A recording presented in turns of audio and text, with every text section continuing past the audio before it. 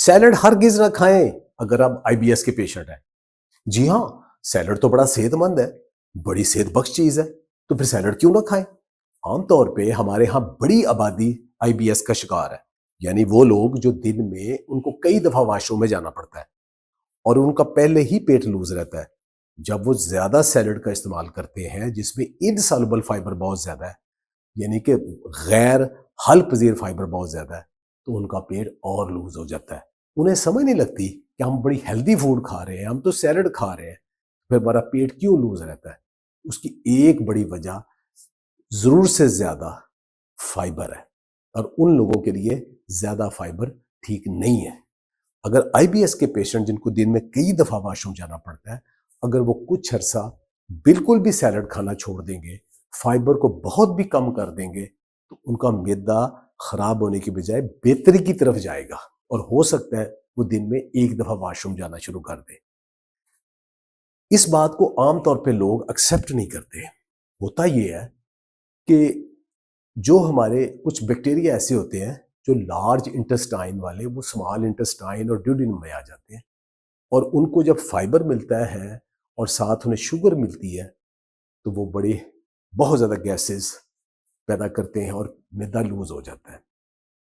अब ये फाइबर जिन लोगों को कब्ज रहती है, जब वो फाइबर खाना छोड़ दें कब्ज रहती है, उनके लिए फाइबर बहुत अच्छा है। उन्हें सैलड बहुत खाना चाहिए, पत्तों वाले भी दूसरे भी सब खाने चाहिए। लेकिन आईबीएस के पेशेंट क्या करें? आईबीएस के पेशेंट ये करें कि कुछ अरसा फाइबर खास तौर पे सैलड वाला बिल्कुल बंद कर दें। पत्तों वाली सब्जियां और सलाद वो खास तौर पे बंद कर दें, जैसे पालक, मेथी, साग। ये जैसे ही वो खाएंगे उनका मैदा लूज हो जाएगा और गैसेस बनेगी।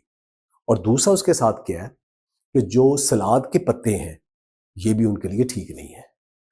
बाकी वो मूली, गाजर, शलजम और चुकंदर, प्याज, टमाटर ये अपने मैदे की सूटेबिलिटी के मुताबिक थोड़े खा सकते हैं।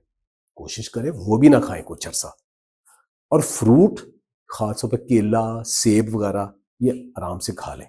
माल्टे के अंदर भी फाइबर बहुत होता है, तो ऐसे पेशेंट जब ज्यादा माल्टे भी खाते हैं तो उन्हें गैसेस भी बनती हैं और पेट भी लूज होता है। तो अब वो समझेंगे कि हम तो बड़ा सेहत बख्श समझ के ऑमलेट के अंदर भी बहुत सब्जियां डालते थे, दोपहर को भी इतना इतना सैलड खाते थे, तो हमें समझ नहीं लगती कि हमारा मैदा क्यों लूज होता है। वो इस वजह से लूज हो रहा है। उनकी हसासियत आंतों की बहुत ज्यादा है। जब हसासियत ज्यादा हो जाती है तो फिर मैदा लूज होना शुरू हो जाता है। अब वो करें क्या? एक तो ये करें कि कुछ अरसा सलाद ना खाएं, उससे उनके मैदा बेहतरी की तरफ जाना शुरू हो जाएगा।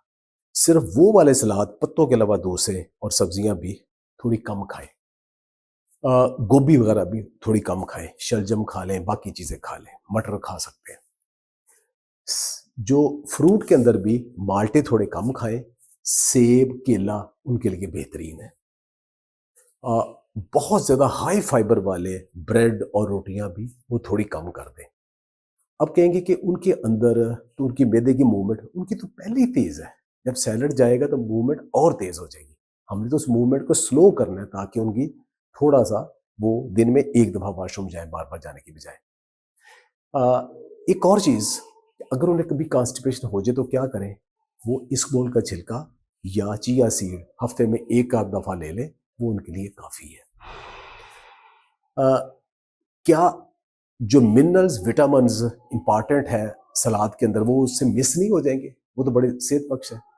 आपको गोश्त के अंदर, दालों के अंदर सारे मिल जाएंगे। दालें वो खा सकते हैं, उनके अंदर सॉल्युबल फाइबर होता है, वो बहुत अच्छा है उनके लिए। लेकिन वो देख लें, अगर उन्हें चने और माश से सेंसिटिविटी या गैस होती है तो वो उसको अवॉइड करें। मूंग मसर उनके लिए बेहतरीन है।